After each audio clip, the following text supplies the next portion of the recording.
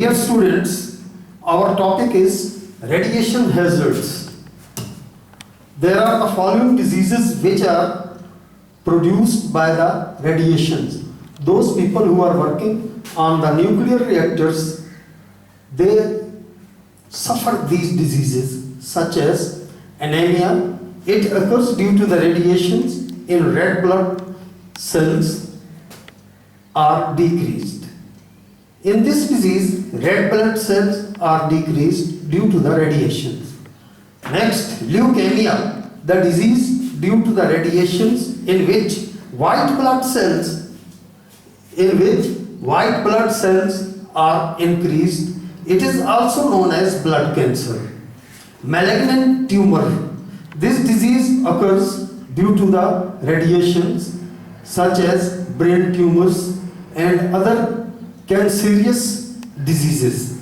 Cataracts, in this disease, eye lens of human eye is defected and the sight of the human body becomes weak. Now, how to save ourselves by these radiations? Means precautions are countermeasures to minimize the radiation hazard.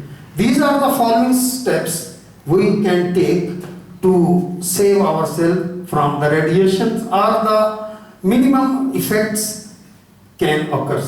Safe distance. One should take the safe distance from radiating source because densities of the radiations decreases by the distance, which is mean density is inversely proportional to the distance or square.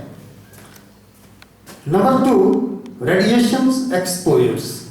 Doctors should take minimum time for radiation exposing to treat the patient. While they are treating the patient by radiation, they should take less time. Number 3, shielding, mean covering. Radiating source must be shielded by concrete walls. Surrounding the radiating source, there must be a concrete walls because the radiation does not cross the concrete walls. Number 4, storage of radioisotopes. Radio elements or radioactive substances must be stored in lead box with lid of lead in the laboratories or any experimental places.